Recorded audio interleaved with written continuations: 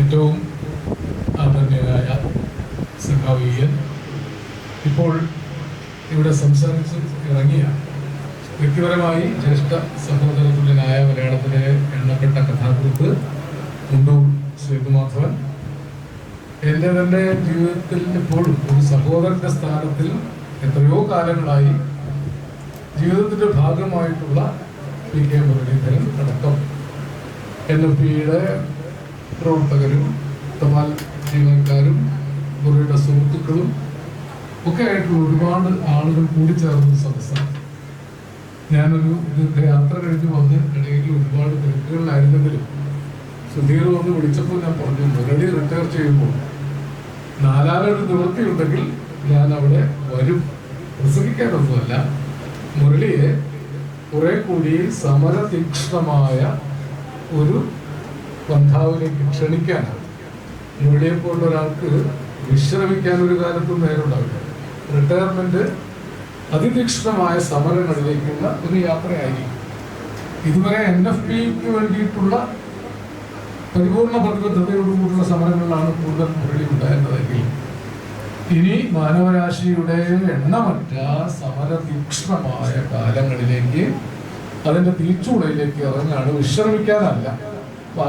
ആ ഒരു സ്വീകരണത്തിന് കൂടെ നിൽക്കുക, രണ്ടു വാക്ക് പറയുക, അത്രമാത്രമേ ഈ വരവിനുള്ളൂ ഉദ്ദേശം.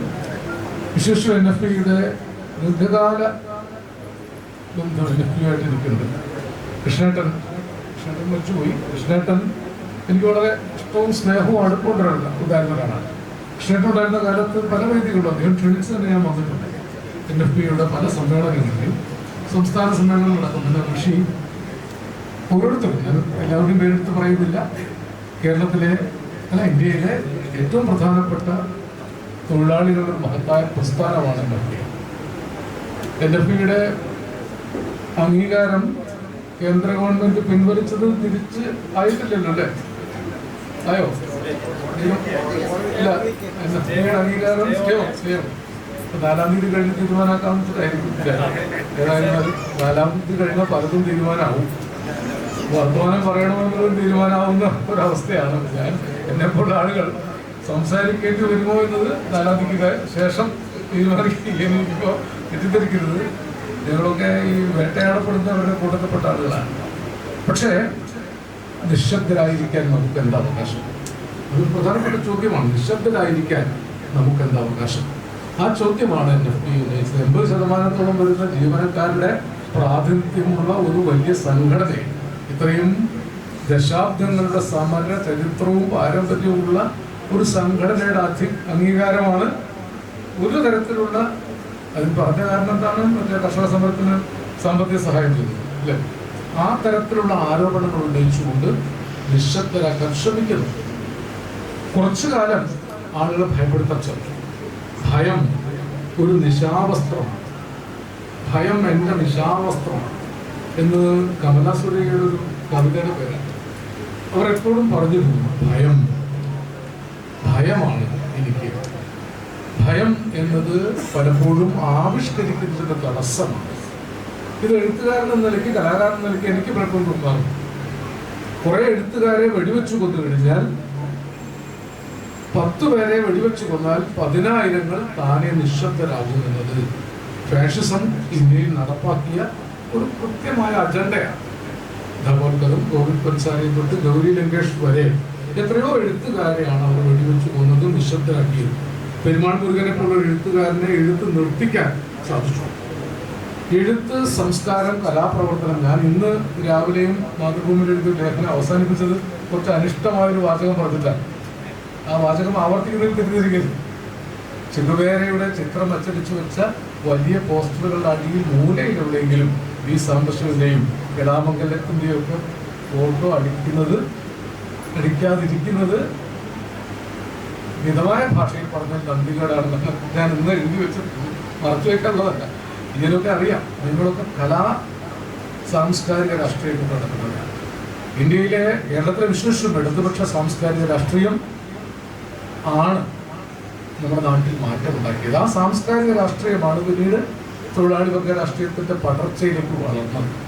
അതുകൊണ്ട് സാംസ്കാരിക രാഷ്ട്രീയ ബോധമുള്ള നേതാക്കന്മാരോട് എനിക്ക് കുറച്ച് അളവിൽ കഴിഞ്ഞ ബഹുമാനം.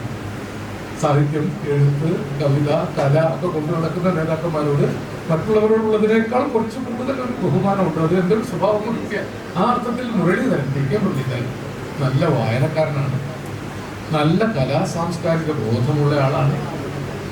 ജീവനക്കാരുടെ പ്രസ്ഥാനത്തിന്റെ പ്രാണവായു കലാസാഹിത്യ പ്രവർത്തനം കൂടിയാണ് എന്ന് മുരളീധരൻ എപ്പോഴും നിഷ്കർഷിക്കാറുണ്ട്. മുരളിയുടെ നേതൃത്വത്തിലാണ് ധ്വനി എന്നൊരു സംഘടനയോട് ഉണ്ടാക്കിയത് അല്ലേ? ഞാൻ അതിന്റെ പരിപാടിക്ക് വന്നത് ഓർക്കുന്നുണ്ട്. തപാൽ കലാമേളയ്ക്ക് പല തവണ വന്നിട്ടുണ്ട്. അതുപോലെ ഗവൺമെന്റ് ചെയ്യുന്നതാണ്. ജീവനക്കാരുടെ ഇത്തരത്തിലുള്ള കാര്യങ്ങളിൽ കലാ സാംസ്കാരിക സർഗാത്മക വികാസത്തിൽ ഓരോ വ്യക്തിയുടെയും ഓരോ യൂണിയൻ പ്രവർത്തകന്റെയും വ്യക്തിപരമായ കാര്യങ്ങളിലൊക്കെ ഇടപെടുന്ന ഒരു പൂർണ്ണ മനുഷ്യസ്നേഹിയായ നേതാവാണ് NFPയെ സംബന്ധിച്ച് പടിയിറങ്ങുന്നത്. തപാൽ വകുപ്പിനെ സംബന്ധിച്ച് മുരളിയെ പോലുള്ള ആളുകൾ ഇനിയും ഒരുപാട് കഴിയുന്നു. പക്ഷേ വകുപ്പിലെ ഉദ്യോഗസ്ഥൻ എന്ന നിലയ്ക്കല്ല. ഞാൻ ഇവിടെ ഇപ്പോൾ സ്വീകരണം കൊടുക്കുന്നത് NFP എന്ന് ആരോന്ന് ഓർക്കില്ലേ? എല്ലാവരും കൂടി ചേർന്നത് അല്ലേ? NFP മാത്രമാണോ? അല്ലെ, NFP ആണ് വിശേഷം.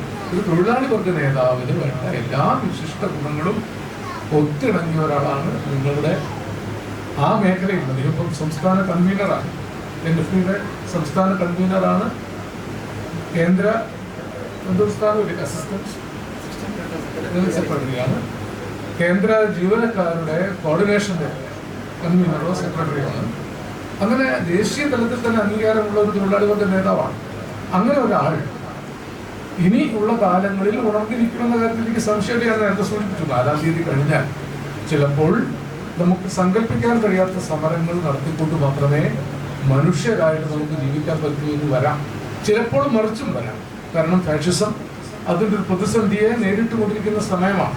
അറിഞ്ഞുകൂടാ 4-ാം തീയതി എന്ത് സംഭവിക്കാൻ പോകുന്നത് കൃത്യമായിട്ട് എനിക്ക് പറയാൻ അറിഞ്ഞുകൂടെങ്കിലും ഞാൻ ആഗ്രഹിക്കുന്നത് എവിടെയെങ്കിലും ഒരു തിരിച്ചടി ഫാഷിസത്തിന് കിട്ടണമെന്ന് തന്നെയാണ്. ഇല്ലെങ്കിൽ നമ്മുടെ ജീവിത സാഹചര്യങ്ങൾ കൂടുതൽ സങ്കീർണമാണ്. ഇന്നും ഒരു തൊഴിലാളി വർഗ പ്രശ്നം ഉന്നയിച്ചിട്ടില്ല, ഒരു മനുഷ്യപക്ഷ രാഷ്ട്രീയവും പറഞ്ഞിട്ടില്ല. ക്ഷേത്രവിശ്വാസങ്ങളും അതിനോട് ബന്ധപ്പെടുത്തിയ അന്ധവിശ്വാസങ്ങളും ഒക്കെ തിരിച്ചു കൊണ്ടുവന്ന് ഒരു ജനതയെ നൂറ്റാണ്ടുകളുടെ പിന്നിലേക്ക് വലിച്ചു കൊണ്ടുപോകുന്ന അതിഭീകരമായ സാംസ്കാരിക ഫാഷിസം, രാഷ്ട്രീയ ഫാഷിസത്തെക്കാൾ ഭീകരമാണ് ഈ സാംസ്കാരിക ഫാഷിസം. നിങ്ങൾ വിചാരിക്കുന്നതിനേക്കാൾ ആഴത്തിൽ ആ സാംസ്കാരിക ഫാഷിസം, പുനരുത്ഥാന സാംസ്കാരിക ഫാഷിസം കേരള മനസ്സിലും വേരോടി കഴിഞ്ഞിട്ടുണ്ട് എന്നാണ് ഞാൻ നിരന്തരം ഈ മേഖലയിൽ ഇടപെട്ടുകൊണ്ട് ഓടി നടക്കുന്ന ഒരാളെന്ന നിലയിൽ എനിക്ക് തോന്നിയിട്ടുള്ളത്. നവോത്ഥാനത്തിൻ്റെ വഴികളെ, പല പകലുകൾ കൊണ്ട് നാം മുന്നോട്ട് വെട്ടിയ വഴികളെല്ലാം ഒറ്റ രാത്രി കൊണ്ട് പിന്നിലേക്കാക്കുന്ന വിധത്തിൽ അതിസങ്കീർണമായ വിധത്തിലാണ് വിശ്വാസം, അന്ധവിശ്വാസം, ആചാരങ്ങൾ, അനുഷ്ഠാനങ്ങൾ, ബാലിശമായ അതിമാരകമാം വിധം മനുഷ്യ സംസ്കാരത്തെ ഗ്രസിക്കുന്ന പിന്തിരിപ്പൻ ആശയങ്ങൾ സമൂഹത്തിൽ പ്രചരിപ്പിച്ചുകൊണ്ടിരിക്കുന്നത്. അതിന് സോഷ്യൽ മീഡിയ തൊട്ട്, സോമി എന്നാണ് അതിൻ്റെ പേര്, സോഷ്യൽ മീഡിയ തൊട്ട് മുഖ്യധാരാ മാധ്യമങ്ങൾ വരെ വളം വെച്ചു കൊടുക്കുകയും അതിനെ പിന്തുണയ്ക്കുകയാണ്. അതിനിടയിൽ ഒരുപക്ഷെ ഒറ്റപ്പെട്ട് നിൽക്കുന്നത് ഇത്തരം വർഗ ബഹുജന സംഘടനകളും തൊഴിലാളി വർഗ സംഘടനകളുമാണ്. അവർക്ക് അവരുടെ മേഖലയിൽ തന്നെ പിടിക്കുന്ന ജോലിയുണ്ട്. ഇതുപോലെ കേന്ദ്ര ജീവനക്കാർക്കായാലും പോസ്റ്റൽ ജീവനക്കാർക്കാണെങ്കിലും അവർക്ക് നീതി കിട്ടുന്നതിന് വേണ്ടി നടത്തേണ്ടുന്ന വലിയ സമരങ്ങൾ ഉണ്ടായിരിക്കെ അതോടൊപ്പം മാനവരാശിക്ക് മുഴുവൻ നീതി കിട്ടേണ്ടുന്ന വലിയ സമരങ്ങൾ കൂടി ഏറ്റെടുക്കേണ്ട ഒരു കാലത്താണ് ഞാൻ ജീവിക്കുന്നത്. നവോത്ഥാനം എന്നത് ഞാൻ മുഴുവനും മറ്റു പ്രസംഗിക്കുന്നില്ല. നവോത്ഥാനം എന്നത് എന്താണെന്ന് പോലും അറിയാത്തൊരു തലമുറ വളർന്നു വരികയാണ്. എന്താണ് നവോത്ഥാനം? അങ്ങാടി മരുന്നാണോ പച്ചമരുന്നാണോ എന്ന് അറിഞ്ഞുകൂടാ. നവോത്ഥാനം എന്നത് നമ്മെ ഒരുമിച്ച് ജീവിക്കാനും, ഒരുമിച്ച് ഭക്ഷണം കഴിക്കാനും, ഒരുമിച്ച് പഠിക്കാനും, ഒരുമിച്ച് പോരാടാനും സജ്ജമാക്കിയ മുഴുവൻ സാംസ്കാരിക, സാമൂഹിക, രാഷ്ട്രീയ ചലനങ്ങളുടെയും ആകത്തുകയാണ് നവോത്ഥാനം. കേരളത്തിലെ നവോത്ഥാനം ഇന്ത്യയിലെ ഇതര നവോത്ഥാനങ്ങളിൽ നിന്ന് വ്യത്യസ്തമായത് കീഴാള സമുദായങ്ങളിൽ നിന്നാണ് ഇവിടെ നവോത്ഥാനം ഉണ്ടായത്. ഇവിടുത്തെ ഒരു വർഗ സമൂഹം ഇരുട്ടിൽ തപ്പിത്തടഞ്ഞ് ജീവിക്കുന്ന കാലത്ത്, ചാർണാട ലഹളയുടെ കാലം തൊട്ട് ഏറ്റവും താഴെത്തട്ടിലുള്ള സമൂഹം നീതിക്ക് വേണ്ടി സംഘടിക്കുകയും വിദ്യയ്ക്ക് വേണ്ടി പ്രവർത്തിക്കുകയും സംഘടിച്ച് ശക്തരാകുകയും വിദ്യ നേടി പ്രബുദ്ധരാകുകയും ചെയ്ത ഒരു വലിയ മുന്നേറ്റമാണ് കേരളത്തെ ഇന്ത്യയുടെ ഇതര സംസ്ഥാനങ്ങളിൽ നിന്ന് വ്യത്യസ്തമാക്കുന്നത്. അയ്യാ വൈകുണ്ഠസ്വാമികളുടെ കാലം തൊട്ട് നിങ്ങൾ ആ പേരുകൾ കേട്ടാൽ അത്ഭുതപ്പെടും. ഒരുപാട് സന്യാസിമാരാണ് നമ്മുടെ നവോത്ഥാനത്തെ നയിച്ചത്. അയ്യാ വൈകുണ്ഠസ്വാമികൾ, തൈക്കാട്ട് അയ്യാവ് സ്വാമികൾ, വിദ്യാധിരാജ ചട്ടമ്പി സ്വാമികൾ, ശ്രീനാരായണ ഗുരു, അയ്യങ്കാളി സന്യാസിയായിരുന്നില്ല, ആനന്ദ തീർത്ഥൻ, ബ്രഹ്മാനന്ദ ശിവയോഗി, വാഗ്ഭടാനന്ദൻ. നിങ്ങൾ ആ ലിസ്റ്റ് എടുത്ത് നോക്കുക. ആദ്യകാലത്ത് നേതാക്കന്മാരൊക്കെ സന്യാസിമാരാണ്. ഇന്ത്യയിൽ ജാതിയും മതവും പറയാത്ത സന്യാസിമാരുണ്ടായിരുന്നത് കേരളത്തിലാണ്. ആ സന്യാസിമാരാരും ഒരിടത്തും ജാതി പറഞ്ഞിട്ടില്ല. ജാതിഭേദം, മതദ്വേഷം ഏതുമില്ലാതെ സർവരും സോദരത്വന വാഴുന്ന മാതൃകാസ്ഥാനമാണിത് എന്ന് ഒറ്റപ്പെട്ടൊരു ശബ്ദമല്ല. ഇത് ശ്രീനാരായണ ഗുരുവിന് മുമ്പ് തൈക്കാട്ട് അയ്യാവ് ഉന്നയിച്ചതാണ്. അയ്യാ വൈകുണ്ഠൻ സ്വാതി തിരുനാളിന്റെ കാലത്ത് സാധാരണക്കാരെ സംഘടിപ്പിച്ച് രാജാവിനെതിരെ സമരം നയിച്ചൊരു സന്യാസിയാണ് അയ്യാ വൈകുണ്ഠൻ. അയ്യാ വൈകുണ്ഠ സ്വാമികളുടെ കൂടെ 10,000 അക്കാലത്ത് രാജാവിനെതിരെ സംഘടിച്ചു. കമ്മ്യൂണിസ്റ്റ് പ്രത്യയശാസ്ത്രമൊക്കെ വരുന്നതിന് എത്രയോ മുമ്പാണ് ആ സംഘടിത ശക്തി ഉണ്ടാകുന്നത്. അന്ന് രാജാവ് പേടിച്ചു. അന്ന് ആളുകൾ വിചാരിച്ചത് ഈ അയ്യാ വൈകുണ്ഠൻ മഹാവിഷ്ണുവിന്റെ അവതാരമാണെന്ന്. അങ്ങനെ പ്രചരിപ്പിച്ചിരുന്നു. പ്രത്യയശാസ്ത്രമൊന്നുമില്ല. അപ്പൊ മഹാവിഷ്ണുവിന്റെ അവതാരമാണെന്ന് പ്രചരിപ്പിച്ചു. അപ്പൊ മഹാരാജാവിന് സംശയമായി, ഞാനെങ്ങാനും മഹാവിഷ്ണുവിന്റെ അവതാരമായിരിക്കും. അപ്പൊ രാജാവിന് കുട പിടിക്കുന്ന ഒരു നായരുണ്ട്, സേവകൻ. അപ്പൊ അദ്ദേഹത്തോട് ചില കാര്യങ്ങളൊക്കെ രാജാവ് ചോദിക്കും. മഹാരാജാവ് ഈ നായരോട് ചോദിച്ചു, ഈ അയ്യാ വൈകുണ്ഠൻ മഹാവിഷ്ണുവിന്റെ അവതാരമാണെന്ന് കേൾക്കുന്നുണ്ടോ? അതിൽ വല്ല വാസ്തവമുണ്ടോ? വാസ്തവത്തിൽ ഈ നായർ രാജാവിന്റെ കുട പിടിക്കുന്നുണ്ടെങ്കിലും അടിസ്ഥാനപരമായിട്ട് ഈ പാവപ്പെട്ടവരുടെ കൂടെയാണ് വരാം. നായർ പറഞ്ഞു അത് ശരിയാവാനാണ് തിരുമനസ്സേ സാധ്യത. അപ്പൊ അന്ന് മഹാരാജാവിന് സംശയം, മഹാവിഷ്ണു ഇങ്ങനെ ജാതിയിൽ താഴ്ന്ന കൂട്ടത്തിലൊക്കെ അവതരിക്കുമോ? ഇയാൾ മുക്കുവനാണ്. മഹാവിഷ്ണു മനുഷ്യനായിട്ട് അവതരിച്ചാൽ ജാതിയിൽ താഴ്ന്ന കൂട്ടത്തിൽ അവതരിക്കും. സ്വാധീനനാൾ ചോദിച്ചാൽ അതിന് ഈ നായർ പറഞ്ഞ മറുപടി, അങ്ങനെ പറയാൻ പറ്റില്ല മനസ്സേ, ഈ മഹാവിഷ്ണു ആമയായിട്ടും പന്നിയായിട്ടും ഒക്കെ അവതരിച്ച ആളാണ്. ചിലപ്പോൾ ജാതിയിൽ താഴ്ന്നിട്ടും അവതരിക്കാൻ സാധ്യതയുണ്ട്. ആ കാലത്ത് ആ വിധത്തിലാണ് ഈ നവോത്ഥാനം പ്രവർത്തിച്ചത്. ഇത് 200 കൊല്ലം മുമ്പാണ്. ശ്രീനാരായണ ഗുരുവിന്റെ എത്രയോ മുമ്പാണ് അയ്യാ വൈകുണ്ഠൻ. ഞാൻ പറഞ്ഞു വരുന്നത് നവോത്ഥാന ചരിത്രം പഠിപ്പിക്കാനല്ല, നമുക്കൊക്കെ അറിയാമായിരിക്കും. പക്ഷെ അതുകൊണ്ടുണ്ടായ ഒരു സവിശേഷത, കേരളത്തിലെ അടിസ്ഥാന മനസ്സ് ജാതി മത വർണ്ണ വർഗ നിരപേക്ഷമായ ഒരു സാംസ്കാരിക കാലാവസ്ഥയിലേക്ക് ആ കാലം മുതലേ ഉണ്ടായി വന്നു. ഇതിന് ശേഷം വന്ന സന്യാസിമാരും പയ്യങ്കാളിയെ പോലെ തൊട്ട് ഇങ്ങോട്ട് വന്ന എത്രയോ വീട്ടി ഭട്ടതിരിപ്പാട്, MRD, പ്രേംജി തൊട്ട് കെ കേളപ്പൻ, മുഹമ്മദ് പ്രിയമാനന്ദ വരെ രാഷ്ട്രീയത്തിലേക്ക് വന്ന നേതാക്കന്മാർ, അതിൻ്റെയൊക്കെ മുഴുവൻ ഗുണഫലമാണ് ഇവിടുത്തെ പുരോഗമന സാമൂഹ്യ രാഷ്ട്രീയ പ്രസ്ഥാനങ്ങളെ ഏറ്റെടുത്തത്. കേരളത്തിലുണ്ടായ ഒരു ഭാഗ്യം, ഈ നവോത്ഥാന ചലനങ്ങൾക്ക് രാഷ്ട്രീയ പിന്തുടർച്ചയുണ്ടായി. കേരളത്തിലെ ഇടതുപക്ഷ പ്രസ്ഥാനം ആ രാഷ്ട്രീയ പിന്തുടർച്ച കൃത്യമായി കൊണ്ടുപോകും. EMS-നെ പോലെയും ദാമോദരനെ പോലെയും ഒക്കെ ആ കാലത്ത് നവോത്ഥാന പ്രസ്ഥാനങ്ങളിലൂടെ വന്ന്, ദേശീയ പ്രസ്ഥാനത്തിലൂടെ വന്ന് അവരുണ്ടാക്കിയെടുത്ത രാഷ്ട്രീയം, അതിനേക്കാൾ അത് പ്രധാനമായി പ്രതിഫലിച്ചത് നമ്മുടെ സാംസ്കാരിക രംഗത്താണ്. അത് മാത്രം പറഞ്ഞാൽ ഈ സാംസ്കാരിക രംഗത്തെ ചലനങ്ങളിൽ നിന്ന് ശ്രദ്ധിച്ചിട്ടുണ്ടെന്ന് പറയും. വീട്ടിലെ അടുക്കളയിൽ നിന്ന് അരങ്ങത്തേക്ക് അവതരിപ്പിക്കുന്ന കാലത്ത് സ്ത്രീകൾക്ക് വേണ്ടി എഴുതിയ നാടകമായിട്ട് പോലും അത് കാണാൻ സ്ത്രീകൾ പരസ്യമായിട്ട് വരാൻ പാടില്ലെന്ന് പറഞ്ഞ് ഓലമറയിട്ട് അതിന്റെ പിന്നിലാണ് സ്ത്രീകളെ എത്തിയിരുന്നത്. ആ നാടകത്തിലൂടെയാണ് കുറെ സ്ത്രീകൾ അടിമത്തത്തിന്റെ ചങ്ങലക്കെട്ടുകൾ പൊട്ടിച്ച് പുറത്തു വന്നത്. അതിനുശേഷം മലബാറിൽ, ഞാൻ കേരളത്തിന്റെ സവിശേഷ സാഹചര്യമാണ് പറയുന്നത്, മുരളീധരൻ ദേശീയ തലത്തിലുള്ള ഒരു ട്രേഡ് യൂണിയൻ നേതാവാണെങ്കിലും അദ്ദേഹം കൊണ്ടുനടക്കുന്ന കലാപാരമ്പര്യത്തിന്റെ ഒരു പിൻബലം ഇതാണ്. വീട്ടിയുടെ നാടകം കഴിഞ്ഞ് MRDയുടെയും പ്രേംജിയുടെയും 2 നാടകങ്ങൾ, കെ ദാമോദരന്റെ വട്ടബാക്കി, ഇതാ ഇവിടെ നിലമ്പൂരിൽ EK ആൻവു എഴുതിയ നല്ല മനസ്സിലാകാൻ നോക്കുക എന്ന നാടകം, KT മുഹമ്മദിന്റെ നാടകങ്ങൾ, അതിന് തൊട്ട് പിന്നാലെ വന്ന കലാസമിതി പ്രസ്ഥാനം. കമ്മ്യൂണിസ്റ്റ് പാർട്ടി നിരോധിക്കപ്പെട്ട കാലത്ത് അതിന്റെ ആശയങ്ങൾ മുഴുവൻ ജനങ്ങളിലേക്ക് എത്തിച്ചത് കലാസമിതി പ്രസ്ഥാനം. ഒരുപക്ഷെ ഞാൻ ഇന്ന് സാംബശിവനെ കുറിച്ച് എഴുതിയ ഒരു കാര്യം ഓർമ്മിപ്പിക്കുക, അനേക രാഷ്ട്രീയ സംഘടനകൾ ചെയ്യേണ്ട കാര്യം ഒറ്റയ്ക്ക് കലാപ്രവർത്തനത്തിലൂടെ സാംബശിവൻ ചെയ്തു. KPSC പോലൊരു നാടക പ്രസ്ഥാനം, എത്രയോ നാടക പ്രസ്ഥാനങ്ങൾ, കലാസമിതികൾ, വായനശാലകൾ, ചെറിയ ചെറിയ വായന കൂട്ടായ്മകൾ, അതിലൂടെ രൂപപ്പെട്ടു വന്നൊരു ആഗോള മനസ്സും, അത് മനുഷ്യനെ ഒന്നായി കണ്ട കാഴ്ചപ്പാടാണ്.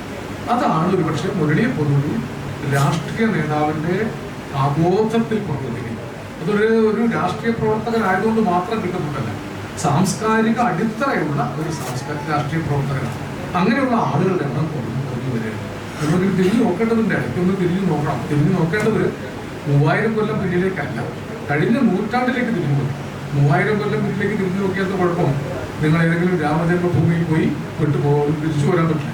ഈ ഓർമ്മകളൊക്കെ മറന്നേക്കൂ, നിങ്ങൾ രാമജന്മഭൂമിയെ കുറിച്ച് ഓർത്തോളൂ. ആലോചിച്ചൊക്കെ എന്തൊരു മണ്ഡലമാണെന്ന്.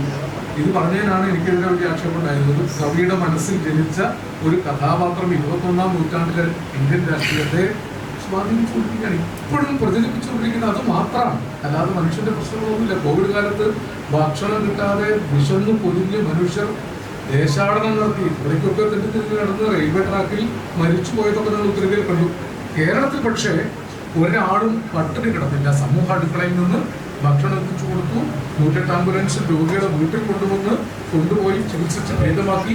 ഇതൊക്കെ സാധ്യമായത് കേരളത്തിൽ ഉണ്ടായ ഇടതുപക്ഷ സാംസ്കാരിക രാഷ്ട്രീയ, കേവല രാഷ്ട്രീയം മാത്രമല്ല, ഒരു വളർച്ച കൊണ്ടാണ്. അത് തിരിച്ചറിഞ്ഞുകൊണ്ടല്ലാതെ നമുക്കിനി ഈ സങ്കീർണ കാലത്തെ നേരിടാൻ സാധിക്കുകയില്ല. ഒരു മനുഷ്യൻ മറ്റൊരു മനുഷ്യന്റെ ശബ്ദം സംഗീതം പോലെ ആസ്വദിക്കുന്ന ഒരു കാലം വരും. അതൊരു സ്വപ്നമാണ്. ആ സ്വപ്നം ഉണ്ടാക്കിയെടുത്തത് വിശേഷം ട്രേഡ് യൂണിയൻ പ്രസ്ഥാനങ്ങളുടെ കേവലമായ പ്രയോഗം കൊണ്ടല്ല. ട്രേഡ് യൂണിയനിലെ ഓരോ വ്യക്തിയും, ഓരോ തൊഴിലാളി അംഗവും മറ്റൊരാളുടെ ഭാഗമാണെന്നുള്ള തോന്നൽ കൊണ്ട് 1 കോടി മനുഷ്യർ ഒറ്റ മനുഷ്യനെ പോലെ നിവർന്നു നിൽക്കുന്ന ഒരു രാഷ്ട്രീയ യാഥാർത്ഥ്യം ഇത്തരം ട്രേഡ് യൂണിയനുകൾ സാക്ഷാത്കരിച്ചുകൊണ്ടാണ്. വിശ്വശക്തിയുടെയൊക്കെ പ്രവർത്തകരായ നിങ്ങൾക്കറിയാം, ED ജീവനക്കാർക്ക് വേണ്ടിയൊക്കെ നടത്തിയ സമരങ്ങൾ പക്ഷേ അക്കാലത്ത് ഒരിക്കലും വിജയിക്കുമെന്ന് വിചാരിച്ച സമരമല്ല, അല്ലെ? ED ജീവനക്കാരുടെ അവരെ സ്ഥിരപ്പെടുത്താൻ വേണ്ടി നടത്തിയ സമരം ഞാൻ പോലും ആ കാലത്ത് വിചാരിച്ചില്ല. പക്ഷെ അത് വിജയിപ്പിച്ചെടുക്കാൻ സാധിച്ചു. ഓരോ ചരിത്ര സമരങ്ങളുടെ പാരമ്പര്യമുള്ളൊരു പ്രസ്ഥാനമല്ലേ. 80% ജീവനക്കാരുടെ പ്രാതിനിധ്യമുള്ള ഈ സംഘടനയെ ഏത് കേന്ദ്ര ഗവൺമെന്റ് നിരോധിച്ചിട്ടും കാര്യമില്ല. അത് ജനങ്ങൾക്കിടയിൽ നിന്ന് ഉരുക്ക് മുഷ്ടിയുമായിട്ട് ഉയർന്നു വരുക തന്നെ ചെയ്യും. തീർച്ചയായും അതിന് കരുത്ത് പകരുന്നവരാണ് ഇത്തരം നേതാക്കന്മാർ. അതുകൊണ്ട് ഒരിക്കലും മുരളിക്ക് എന്നുള്ള ഗുണം, മുരളി ഞാൻ എന്ന ഒരു വ്യക്തിയായിട്ട് ഒരിക്കലും വെളിപ്പെടാറില്ല. മുരളി ഒരു സംഘ മനുഷ്യനാണ്. തനിക്കെന്തെങ്കിലും നേട്ടത്തിന് വേണ്ടിയോ തനിക്കെന്തെങ്കിലും സൗകര്യങ്ങൾ കിട്ടാൻ വേണ്ടിയോ മുരളി ഒരിക്കലും സംഘടനാ പ്രവർത്തനത്തെ ഉപയോഗപ്പെടുത്താറ്. ഞാൻ മുരളിയുടെ കാലമായിട്ട് നിരീക്ഷിക്കുന്നതാണ്. താനില്ലാതെ താൻ ഈ എല്ലാവരുമാണെന്നുള്ള ബോധം പട്ടക്കുളങ്ങരയില്ല. പലതും ആകാമായിരുന്ന ഒരാളാണ്. പക്ഷെ ഒന്നും വ്യക്തിപരമായി നേടാൻ ആഗ്രഹിക്കാൻ ഒരു നല്ല തൊഴിലാളി നേടാറിന്റെ മനസ്സുള്ള ഒരാളാണ് ഞാൻ. പൊന്നാനിയിൽ നിന്ന് വരുന്ന ഒരാളാണ്. പൊന്നാനിയിൽ പണ്ട് കോളറ അതിഭീകരമായ, ഈ കോവിഡ് പോലെ തന്നെ കോളറ പടർന്നു പിടിച്ച കാലത്ത് കോളറ ഉള്ള വീട്ടിൽ മനുഷ്യൻ പോകില്ല. കോളറ ആദ്യം ഒരു വീട്ടിൽ വന്നാൽ ആ വീട്ടുകാരും മുഴുവൻ മരിക്കുകയാണ്. തലയെ തട്ടിയെന്നാ പറയാം. 4 തവണ ഛർദ്ദിക്കും, വയറ്റുന്നു പോകും, വീണ്ടും മരിക്കും. ആ മരിച്ച ശവശരീരം അവിടെ കിടക്കും. പാതി പ്രാണനായാലും അവരുടെ കൂടെ ജീവിക്കും. ആരും ശവശരീരം നീക്കാൻ പോലും ചെല്ലില്ല. അങ്ങനെ കുടിലുകളിൽ, പൊന്നാനി കടപ്പുറത്തെ കുടിലുകളിൽ, ചെറിയ കുടിലുകളിൽ മരിച്ചു കിടക്കുന്നവരും പാതി പ്രാണനായവരും അഴുകി കിടക്കുന്ന കുടിലുകളിൽ മനുഷ്യൻ കയറാത്ത കാലത്ത് അന്ന് ഗവൺമെന്റ് വളരെ അപൂർവമായി കൊടുത്തിരുന്ന ഒരു വെളുത്ത ഗുളിക, പ്രതിരോധ ഗുളിക, അത് മാത്രമേ ഉള്ളൂ, കഴിച്ച് പൊന്നാനിയിലെ കുറച്ച് ചെറുപ്പക്കാർ ഈ കോളനികളിൽ കയറി അർദ്ധപ്രാണനായവരെ ആശുപത്രിയിലേക്ക് എത്തിക്കുകയും മരിച്ചവരെ സംസ്കരിക്കുകയും ചെയ്യും. ആദ്യമായിട്ട് കോളനിക്കാലത്ത് നടന്ന പ്രവർത്തനം. അത് നടത്തുന്ന കുറെ ചെറുപ്പക്കാർ പൊന്നാനി കോടതിയുടെ പരിസരത്തേക്ക് വരുന്നത് കണ്ട് അറപ്പോടുകൂടി, അവിടുത്തെ ഒരു വലിയ ആഢ്യനായ ഒരാൾ അറപ്പോടുകൂടി അവിടുന്ന് പിൻവാങ്ങി. അയ്യോ, ആ വരുന്നു. ഇടശ്ശേരി അത് കണ്ടു നിൽക്കുകയാണ്. അപ്പൊ എന്താണെന്ന് ചോദിച്ചു, ആരാ അവര്? കണ്ടില്ലേ, വ്യവസ്ഥയും വെള്ളിയാഴ്ച ഇല്ലാതെ കോളറയുള്ള വീട്ടിലൊക്കെ കയറി സഹായം ചെയ്യുന്നവരാണ്, കമ്മ്യൂണിസ്റ്റുകാരാണ് പറയുന്നത്. ആദ്യം ഒരു കുറുപ്പ് നോക്കി. അപ്പോൾ ഇടശ്ശേരി പറഞ്ഞൊരു വാചകം കവി എന്ന നിലയ്ക്ക് എൻ്റെ മനസ്സിലുണ്ട്. ഈ മനുഷ്യ സ്നേഹികൾ കമ്മ്യൂണിസ്റ്റുകളാണെങ്കിൽ എനിക്ക് അവരോടൊപ്പം കൂടാൻ ആഗ്രഹമാണ്. അന്ന് ആ ചെറുപ്പക്കാരുടെ സംഘത്തെ നയിച്ച ഒരാളുടെ പേര് PK പിൻവലിച്ചു എന്നാണ്. ഞാൻ ആദ്യകാലത്ത് കേട്ട ഒരു വലിയ കമ്മ്യൂണിസ്റ്റുകാരൻ്റെ പര്യായം PK പിൻവലിച്ചു എന്നായിരുന്നു. ഞാൻ പലപ്പോഴും കമ്മ്യൂണിസ്റ്റുകാരുടെ മാനദണ്ഡം, കമ്മ്യൂണിസ്റ്റുകാരെ വിലയിരുത്തുമ്പോൾ മാനദണ്ഡം ഇങ്ങനെ കൂടി വയ്ക്കാറുണ്ട്. ആ കൂട്ടത്തിൽ എനിക്ക് തോന്നിയിട്ടുള്ള അതിൻ്റെ തുടർച്ചയിൽ നമ്മുടെ കമ്മ്യൂണിസ്റ്റ് സമൂഹത്തിൽ ബാക്കിയാകുന്ന ആളുകളിൽ ഒരാളായി ഞാൻ പലപ്പോഴും PK മുരളീധരനെ കണ്ടിട്ടുണ്ട്. അതുകൊണ്ട് എനിക്ക് ഈ സഖാവിനോട് വലിയ ബഹുമാനമുണ്ട്. ഞാൻ അങ്ങനെ നല്ലൊരു സഖാവല്ല. കാരണം ഞാൻ സംശയാലുമാണ്. എഴുത്തുകാർക്ക് അങ്ങനെ ഒരു ദോഷമുണ്ട്. അത് സംശയിച്ച് മാത്രം ഇടതുപക്ഷത്തിന് ഓരം ചേർന്ന് നടക്കുന്ന ഒരാളാണ്. പക്ഷെ ജന്മകാലം മുഴുവൻ ഇത് വിട്ടുപോകാനും പറ്റില്ല. അതാണ് മരിക്കുന്നത് പോലെ, നേരത്തെ കുട്ടി പറഞ്ഞതുപോലെ ഞാൻ ഇടതുപക്ഷക്കാരൻ തന്നെ ആയിരിക്കുകയും ചെയ്യും. എന്നാലും തിരുത്തപ്പെടേണ്ടത്, ലോകത്തെ ഏറ്റവും തിരുത്തപ്പെടേണ്ട പ്രസ്ഥാനമായും തിരുത്താൻ സാധ്യതയുള്ള പ്രസ്ഥാനമായും ഇടതുപക്ഷത്തെ കാണുന്നതുകൊണ്ട് തൊഴിലാളി വർഗ സംസ്കാരം എന്നത് ആവർത്തിച്ച് കൊണ്ടുവരണം. ഇന്ത്യയിൽ പുനരുദ്ധാനം അതിൻ്റെ ഏറ്റവും ശക്തിയാണെങ്കിൽ ഇന്ത്യയിൽ മാത്രമല്ല, ലോകത്തെല്ലായിടത്തും ഈ വംശീയ ശക്തികൾ തിരിച്ചു വരിക. ഒരു മാസം മുമ്പ് എൻ്റെ ഫോണിൽ ആരോ എനിക്കൊരു മെസ്സേജ് അയച്ചു. ഒരു കുട്ടിയുടെ ചിത്രം, 2-2.5 വയസ്സ് കാണും. എൻ്റെ പേരക്കുട്ടിയുടെ നല്ല ഛായയുള്ള കുട്ടി ആയതുകൊണ്ടാണ് ഞാനത് നോക്കിയത്. ആ കുട്ടിയുടെ ശരീരം ആസകലം ചെളി പ്രകടിക്കുന്നു, മുഖത്തൊക്കെ ചോരപ്പാടുകളാണ്, കണ്ണുകൾ കുണ്ടിൽ പോയിരിക്കുന്നു, വിശന്നോ ഭയന്നോ വിരണ്ടു പോയ കുട്ടി ഒരു മതിൽ ചാരി നിൽക്കുകയാണ്. അതിനടിയിൽ ആ പോസ്റ്റ് ആൾ എഴുതിയിട്ടുണ്ട്, ഹീസ് ഹംഗ്രി ആൻഡ് അലോൺ. അവൻ വിശന്ന് പൊരിഞ്ഞിരിക്കുകയാണ്, അവൻ ഒറ്റപ്പെട്ടിരിക്കുകയാണ്. അത് പലസ്തീനിലെ യുദ്ധഭൂമിയിൽ നിന്ന് മാതാപിതാക്കളെ പിരിഞ്ഞ് ഒറ്റപ്പെട്ട് ഒരു തെരുവിൽ അകപ്പെട്ട ഒരു കുട്ടിയുടെ ചിത്രമാണ്. എൻ്റെ പേരക്കുട്ടിയുടെ മുഖച്ഛായ ഉണ്ടായതുകൊണ്ട് മാത്രമല്ല, ഞാൻ എൻ്റെ ഭാര്യ വിളിച്ചു പറഞ്ഞതായിരുന്നു, കുട്ടികൾ സ്വന്തം അച്ഛനമ്മമാരെ പിടിഞ്ഞ് ഭക്ഷണം കിട്ടാതെ അനാഥരായി ദുഃഖിതരായി യുദ്ധഭൂമികളിൽ ആയിരക്കണക്കിന് കുട്ടികൾ വെറുതെ സംസാരിച്ചതാണ്. 2 ദിവസം കഴിഞ്ഞ് ഞാൻ കേട്ട വാർത്ത, അവിടെ ഭക്ഷണത്തിന് അഭയാർത്ഥി ക്യാമ്പുകളിൽ ക്യൂ നിന്നിരുന്ന കുട്ടികളെയാണ് യുദ്ധവെറിയന്മാർ കൊന്നുകളഞ്ഞത്. ഈ കുട്ടിയെപ്പോലെ അനേകം കുട്ടികൾ മരിച്ചുപോയി. മുൻപൊരു പക്ഷേ മറ്റൊരു കുട്ടിയെ ഓർമ്മയുണ്ടാവും. സിറിയൻ ആഭ്യന്തര യുദ്ധകാലത്ത് അലൻ കുട്ടി എന്നൊരു കുട്ടി കടലിൽ തിരകൾക്കടിയിൽ വീണ് മരിച്ച് കിടക്കുന്ന രംഗം നിങ്ങൾക്കുണ്ട്. ലോകത്തെമ്പാടും യുദ്ധം കുഞ്ഞുങ്ങളെ കൊല്ലുന്നു. ആയുധം കൊണ്ടുപോകാൻ ശ്രമിക്കുന്ന ഫാക്ടറികളിൽ നിന്ന് തൊഴിലാളികൾ ആയുധ നീക്കത്തെ തടഞ്ഞു എന്നതാണ് അവസാനം ഞാൻ കേൾക്കുന്നത്. ഹമാസിനെതിരെ ഇസ്രായേലിലേക്ക് ആയുധമെത്തിക്കാൻ ആയുധശാലകളിൽ നിന്ന് നീക്കിയ ആയുധ ശേഖരത്തെ തൊഴിലാളികൾ തടഞ്ഞു എന്നൊരു വാർത്തയാണ് അവസാനിക്കുന്നത്. ഒരു പ്രതീക്ഷ അത് മാത്രമാണ്. തൊഴിലാളികളുടെ ഒരു സംസ്കാരം ഈ യുദ്ധത്തിനെതിരെ ഉണർന്നു വരുന്നുണ്ട്. ഒറ്റപ്പെടുത്തപ്പെടുന്നത് ഹമാസ് ആയാലും ഒറ്റപ്പെടുത്തപ്പെടുന്നത് മറ്റേത് രാജ്യമായാലും അവിടെയൊക്കെ കുട്ടികളാണ് ഇരകളാകുന്നത്. എഴുത്തുകാരൻ്റെ ദുഃഖം എന്നും അതായിരുന്നു. മഹാഭാരതത്തെ നിങ്ങൾ എങ്ങനെ വ്യാഖ്യാനിച്ചാലും അതും എനിക്കെതിരെ ആരോപിക്കപ്പെട്ടൊന്നാണ്. ഗീത യുദ്ധത്തെ പ്രേരിപ്പിക്കാൻ വിജയിച്ചുവെങ്കിലും പക്ഷെ മനുഷ്യന് മുഴുവൻ ഗീത പ്രയോജനപ്പെട്ടില്ല. അർജുനൻ മാത്രമല്ല, പഞ്ചപാണ്ഡവർ യുദ്ധം ജയിച്ചതിന് ശേഷം ഏറ്റവും പരാജയപ്പെട്ടത് അവരാണ്. യുദ്ധം ജയിച്ചവർ പരാജയപ്പെട്ടു. അശ്വമേധവും നടത്തി സൈന്ധവ രാജ്യത്തേക്ക് കുതിരയും കൊണ്ട് ചെന്ന അർജുനൻ, അറിയാം സൈന്ധവ രാജ്യം ദുശ്ശളയുടെ ഭർത്താവായ ജയദ്രഥൻ ഭരിക്കുന്ന രാജ്യമാണ്. ദുശ്ശള 105 സഹോദരന്മാർക്കുള്ള ഒരേ ഒരു സഹോദരിയാണ്. അയാളെ ചതിച്ചു കൊന്നതാണ് ജയദ്രഥനെ അർജുനൻ. അച്ഛനെ ചതിച്ചു കൊന്ന അമ്മാവൻ അശ്വമേധം നയിച്ചു വരുന്നു എന്ന് കേട്ട് അയാളുടെ ഒരേ ഒരു മകൻ രാജാവായിരുന്ന സുരഥൻ പേടിച്ചു മരിച്ചു. പിന്നെ ഒരു കുട്ടിയാണ്, സുരഥന്റെ ഒരു വയസ്സായ കുട്ടി. പുറത്തിറങ്ങാൻ അവകാശമില്ലാത്ത വിധവയായ ദുശ്ശള ആ കുഞ്ഞിനെ എടുത്ത് തലവഴി മുണ്ടുമൂടി നഗരപ്രവേശന കവാടത്തിൽ ചെന്ന് അർജുനനെ കാണുമ്പോൾ രംഗം വ്യാസൻ എഴുതി. എന്താണ് മഹാഭാരതം രാമായണം, എങ്ങനെയാണ് വായിക്കേണ്ടത്? അവിടെ ദുശ്ശള പറയുന്നുണ്ട്, ജ്യേഷ്ഠ കൗന്ദയ, എൻ്റെ ഭർത്താവിനെ നീ കൊന്നു, അതിലെനിക്ക് പരാതിയില്ല, അയാൾ അധർമ്മിയായിരുന്നു. എൻ്റെ മകൻ നീ വരുന്നു എന്ന് കേട്ട് പേടിച്ചു മരിച്ചുപോയി, അതിലും എനിക്ക് പരാതിയില്ല, അയാൾ ഭീരുവായിരുന്നു. പക്ഷെ എൻ്റെയും നിൻ്റെയും പേരക്കുട്ടിയായി 1 വയസ്സുള്ള കുട്ടി എൻ്റെ കയ്യിലിരിക്കുന്നു. ഇവൻ നാളെ ഭീരുവാകുമോ അധർമ്മിയാകുമോ എന്ന് നമ്മൾ പറഞ്ഞുവല്ലോ കൗന്ദയ ജ്യേഷ്ഠ. ഈ കുഞ്ഞിനെ കൊല്ലരുതേ കൊല്ലരുതേ കൊല്ലരുതേ എന്ന് നിലവിളിച്ചു. അന്ന് അവിടെ വ്യാസൻ 1,00,000 ശ്ലോകം എഴുതിയ വ്യാസൻ 3 വലിയെഴുതി. ഏവം പ്രവൃത്തിയും കരുണം കുശളായാം ധനഞ്ജയ സുസ്മൃത്യ ദേവിയും ഗാന്ധാരിയും ധൃതരാഷ്ട്രം ച പാർത്ഥിവം ഉവാച ദുഃഖശോകാർത്ത ക്ഷത്രധർമ്മം വിതർക്കയ. ക്ഷത്രിയനായ ആ യോഗത്തെ ശപിച്ച്, ആയുധമെടുക്കാൻ തോന്നിയ നിമിഷത്തെ ശപിച്ചു.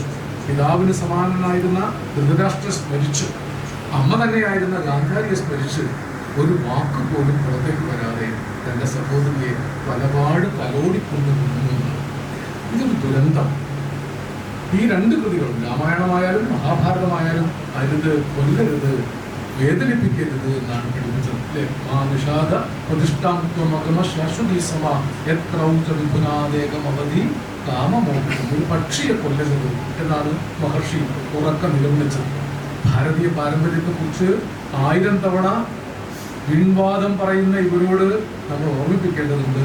വെറുപ്പിന്റെ പ്രത്യയശാസ്ത്രമല്ല ഭാരതീയ ഇതിഹാസങ്ങൾ പഠിപ്പിച്ചിട്ടുള്ളത്. കൊല്ലരുത്, വേദനിപ്പിക്കരുത്, ചേർത്ത് കുടിക്കുമെന്നാണ്. ആ ഭാരതീയതയാണ് ജൂൺ 4 ശേഷം നമുക്ക് തിരിച്ചു പിടിക്കേണ്ടത്.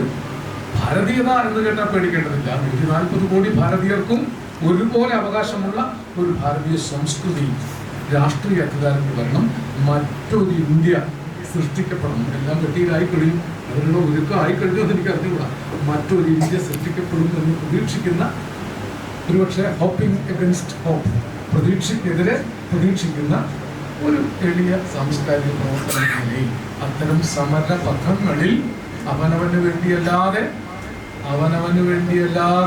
പോരാടിക്കൊണ്ടിരിക്കുന്ന ഒരിക്കലുടെ വിഭാവനം ചെയ്യുന്ന ഈ മഹത്തായ വർഗ സംസ്കൃതി, തൊഴിലാളി വർഗ സംസ്കൃതി ബഹുമാനമുണ്ട്. ഇപ്പൊ മുരളീധരൻ എന്ന വ്യക്തിയെ നമ്മളങ്ങനെ പ്രശംസിക്കുന്നില്ല. കാരണം ആ വ്യക്തി ഒരു രാഷ്ട്രീയ സംസ്കാരത്തിന്റെ ഭാഗമാണ്. ആ സംസ്കാരം ഇനിയും കൊണ്ടുവരാൻ സാധിക്കും. അതിനുള്ള ഊക്ക് അദ്ദേഹത്തിന് ഉണ്ടാകട്ടെ. അതിന് അദ്ദേഹത്തിന് സാംസ്കാരിക മനസ്സ് തീക്ഷണമാകട്ടെ. ഞാൻ ഈ മഹത്തായ സദസ്സിൽ വയലാറിന്റെ പഴയ 4 വരികളിൽ എൻ്റെ പ്രസംഗം അവസാനിപ്പിക്കാം. എല്ലായിടത്തും ഞാൻ പ്രധാനം എടുക്കാറുണ്ട്. എത്ര കാലം കഴിഞ്ഞിട്ടും ആ വരികൾ എത്ര അർത്ഥപൂർണ്ണമാണ്. 987 ഒന്നാം സ്വാതന്ത്ര്യ സമരത്തിന്റെ വാർഷികം ആഘോഷിച്ചപ്പോൾ അതിനൊരു വിപ്ലവഗാനം വേണമെന്ന് അന്നത്തെ കമ്മ്യൂണിസ്റ്റ് ഗവൺമെന്റ് 957 857 സമരം അതിന്റെ 100ാം വാർഷികം 957 കമ്മ്യൂണിസ്റ്റ് ഗവൺമെന്റ് ഒരു പാട്ട് എഴുതാൻ തീരുമാനിച്ചു. രക്തസാക്ഷി മണ്ഡലത്തിൽ പാടിക്കാൻ ആരെ കൊണ്ട് എഴുതിക്കണം ഒരു സംശയം ഉണ്ടായിട്ടില്ല. അച്യുതമേനോൻ പറഞ്ഞു കുട്ടനെ കൊണ്ട് എഴുതില്ല. കുട്ടൻ എന്ന് പറഞ്ഞാൽ വയലാറ്. കുട്ടനെ തേടി നോക്കുമ്പോൾ കുട്ടൻ എവിടെയാണെന്ന് അറിയില്ല. അങ്ങനെ കൊല്ലം നീല ഹോട്ടലിൽ വയലാറുണ്ടെന്ന് കരുതി കണ്ട്, അതാണ് വയലാറുണ്ടെന്ന് കണ്ട് അച്യുതമേനോനും EMS ഒക്കെ അടക്കമുള്ള ഒരു സംഘം ആളുകൾ പോയിട്ടാണ് വയലാറിനെ കൊണ്ട് ആ പാട്ട് എഴുതിക്കുന്നത്. ആ പാട്ട് നിൽക്കുന്നു. മരിച്ചു കിടക്കുന്ന മനുഷ്യന്റെ ചെവിയിൽ പോയി പാടിയാൽ അയാൾ എഴുന്നേറ്റ് നിന്ന് ബന്ധുലാവ് വിളിക്കാൻ സാധ്യതയുള്ള ഒരു പാട്ടാണ്. വെല്ലുകുടീരങ്ങളെ സ്മരണകളിലെമ്പും രണസ്മാരകങ്ങളെ ഇവിടെ ജനകൂടികൾ ചാർത്തുന്നു നിങ്ങളിൽ സമര പുളകങ്ങൾ സിന്ധൂരമാലകൾ. അതിൽ അവസാനം ചെങ്കൊടി നേടിയെന്നാണ്. ആ പാട്ട് ഗവർണർ വൈസ് പ്രസിഡന്റ് വരുമ്പോൾ പാടാൻ KPSC ഗായക സംഘം തയ്യാറായിട്ട് നിൽക്കുകയാണ്. പ്രസിഡന്റ് വരുമ്പോൾ അപകടം ഉണ്ടാവരുതെന്ന് അറിയാൻ വേണ്ടി സെൻസർമാർ ഒന്ന് പാട്ട് കൊടുക്കും. അപ്പോഴതിൽ ചെങ്കൊടിയെന്നാണ്. അയ്യോ, ചെങ്കൊടി ഒന്നും പ്രസിഡന്റ് എടുത്ത് പാടാൻ പറ്റില്ല, അത് മാറ്റണം. അപ്പോൾ മാറ്റണമെങ്കിൽ വയലാറിന്റെ അനുവാദമാണ്. വയലാറെന്ന് മദ്രാസിലാണ്. അപ്പോൾ അവരോ ട്രങ്ക് ബുക്ക് ചെയ്ത് വയലാറിന് ചോദിച്ചു. വയലാറോ അവർക്ക് ചെങ്കൊടി പറ്റില്ലെങ്കിൽ നിങ്ങൾ പൊൻകൊടി ആക്കിപ്പോ, ചെങ്കൊടി നമ്മുടെ പൊൻകൊടി തന്നെയാണ്. അങ്ങനെ അവർ പാട്ട് പൊൻകൊടി പഠിച്ചു. അന്ന് KPSCയുടെ ഭാരവാഹിയുള്ള ഒരാൾ പൊൻകുന്നം വർക്കിയ തലേന്ന് ഈ ഫൈനൽ റിഹേഴ്സൽ കാണാൻ പൊൻകുന്നം വർക്കി വന്നു. പൊൻകുന്നം വർക്കി വന്നപ്പോൾ പാട്ട് പാടുന്നത് ചെങ്കൊടി എന്നല്ല പൊൻകൊടി എന്നാണ്. വർക്കി ക്ഷുഭിതനായി. ചെങ്കൊടി മാറ്റാൻ ആരാണ് അനുവാദം തന്നത്? വയലാറാണ്. വയലാറല്ല, എഴുതിയവനല്ല, ആര് പറഞ്ഞാലും ചെങ്കൊടി മാറ്റാൻ ഞാൻ സമ്മതിക്കില്ല. നാളെ എങ്ങാനും ചെങ്കൊടി പാടിയില്ലെങ്കിൽ നിങ്ങൾ ഇറങ്ങി വരുന്ന കയ്യും കാര്യം ഞാൻ അടിച്ചു മുറിക്കും, ഭീഷണിപ്പെടും. അങ്ങനെ അവർ അന്ന് കേന്ദ്രം ഭരിച്ചിരുന്ന കക്ഷിയുടെ പ്രിയപ്പെട്ട വൈസ് പ്രസിഡന്റിന് മുമ്പിൽ പാടിയ പാട്ടാണ്. നിങ്ങൾക്കൊക്കെ ബാധകമായ പാട്ടാണ്. തുടിപ്പുനിങ്ങളിൽ നൂറ്റാണ്ടുകളുടെ ചരിത്രം എഴുതിയ ഹൃദയങ്ങൾ, തുടിപ്പുനിങ്ങളിൽ നൂറ്റാണ്ടുകളുടെ ചരിത്രം എഴുതിയ ഹൃദയങ്ങൾ, കൊളുത്തി നിങ്ങൾ തലമുറ തോർ കെടാത്ത കൈത്തിരി നാളങ്ങൾ, കൊളുത്തി നിങ്ങൾ തലമുറ തോർ കെടാത്ത കൈത്തിരി നാളങ്ങൾ. നിങ്ങൾ നിന്ന സമരാങ്കണ ഭൂവിൽ നിന്നണിഞ്ഞ കവചങ്ങളുമായി, നിങ്ങൾ നിന്ന സമരാങ്കണ ഭൂവിൽ നിന്നണിഞ്ഞ കവചങ്ങളുമായി വന്നു ഞങ്ങൾ മലനാട്ടിലെ മണ്ണിൽ നിന്നിതാ പുതിയ. പാടേണ്ടത് ജനതയാണ്, കലാകാരനല്ല.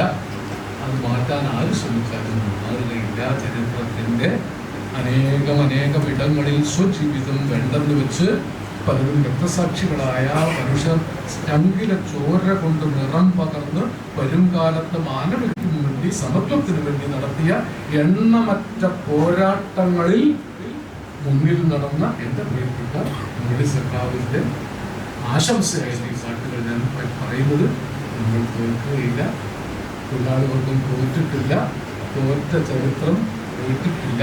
മനുഷ്യവംശം ഈ ഫാഷിസ്റ്റ് ശക്തിയെ അതിജീവിക്കുക തന്നെ ചെയ്യും. നമ്മൾ അതിജീവിക്കും, നമ്മൾ അതിജീവിക്കും, നമ്മൾ അതിജീവിക്കുക തന്നെ ചെയ്യും എന്ന് മുരളിക്കൊരു ആശംസയായി പറഞ്ഞത്.